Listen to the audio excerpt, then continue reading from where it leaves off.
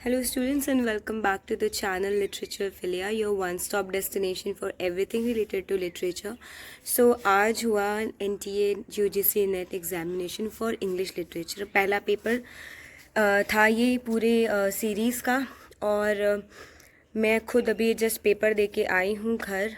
पहली चीज़ तो centre clear नहीं था किसी को भी, इनफैक्ट किसी को भी पूरे देश में सेंटर क्लियर नहीं है। NTA is doing rubbish job right now. बच्चों के इमोशंस के साथ और उनके फ्यूचर के साथ खिलवाड़ हो रहा है। पेपर 1 में नेविगेशन की इतनी प्रॉब्लम्स थी कि मैं आपको बता नहीं सकती हूँ। मल्टीपल नेविगेशन का कोई सेंस नहीं बनता। इतने सारे अगर आप नेविगेशंस देंगे तो बच्चा नेविगेट करेगा, क्वेश्चन पढ़ेगा, सॉल्व करेगा, उसके पास टाइम लिमिट है। NTA को ये समझने की ज़रूरत है कि पेपर को नया लुक देने के चक्कर में वो बच्चों का फ्यूचर बर्बाद कर रहे हैं।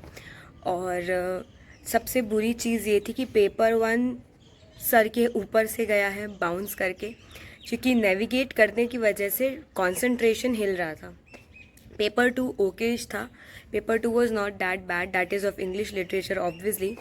ज़्यादा शिफ्ट 1 ख़राब नहीं गया है। शिफ्ट 1 का पेपर मॉडरेट था, इजी मैं बिल्कुल नहीं कहूँगी, क्योंकि बहुत सारे ऐसे एडुकेटर्स आएंगे जो कहेंगे कि बहुत इजी था, हमने आपको ये सब पढ़ाया है, but I am pretty sure आपने और मैंने और बहुत सारे बच्चों ने 50% राइटर्स का नाम तक नहीं सुना होगा। तो let's just agree to the fact that it was difficult and critical.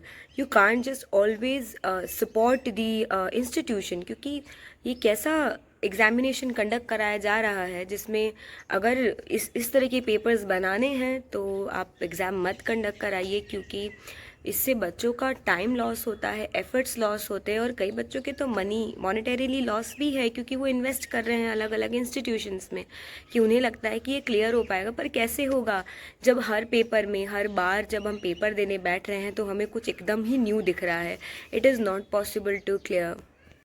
Also chronological questions आए थे, बट क्रोनोलॉजिकल क्वेश्चंस बड़े डिफरेंट तरीके के आए थे।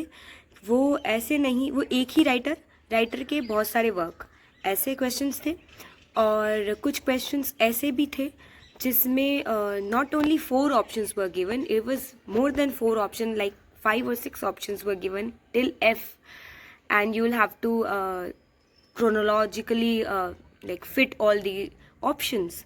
तो आप ये सोचिए कि एक बच्चे के लिए एक पल के लिए 4 ऑप्शंस को क्रोनोलॉजी में सेट करना समझ आता है, बट 5 और 6 ऑप्शंस करने में उस बच्चे को हो सकता है कोई फॉल्ट हो जाए और एक गलती से क्रोनोलॉजी में सारा आंसर गलत हो सकता है। और फिर से NTA ने वो कर दिखाया है। दिग्गजों पे सवाल बिल्कुल नहीं आए हैं। ना मिल्टन पे क्वेश्चन था, ना शेक्सपियर पे क्वेश्चन था, ना बेन जॉनसन पे क्वेश्चन था।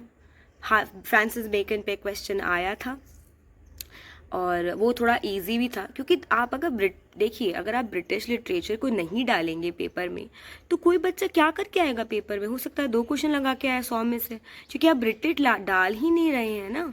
आप ज़्यादातर पोर्शन अगर थियोरी एंड क्रिटिसिज्म को दे रहे हैं, which is appropriate, I am not denying it, but उसके बाद का क्या, हम ब्रिटलिट तो नहीं देख पा रहे, या फिर हम दिग्गजों के नाम तो नहीं देख पा रहे हैं, तो हम उन्हें पढ़ते क्यों हैं? Why are we even studying them if they are not the part of our our course? Then why? Literary theory के क्वेश्चंस काफ़ी ज़्यादा अटेंशन सीक करने वाले थे। लाइक ऐसा नहीं है कि आप एक बार में देख के आंसर दे देंगे, फैक्चुअल नहीं थे। आपको दिमाग तो लगाना पड़ेगा। तो it was a lengthy paper. Some educators gonna tell you कि पेपर बहुत शॉर्ट था। No, paper was extremely lengthy because the answers were not like easily visible, you'll have to identify it। बहुत टाइम टेकिंग था। Even in fact कई सारे बच्चे तो paper देते रह गए लास्ट मिनट तक, which is kind of funny.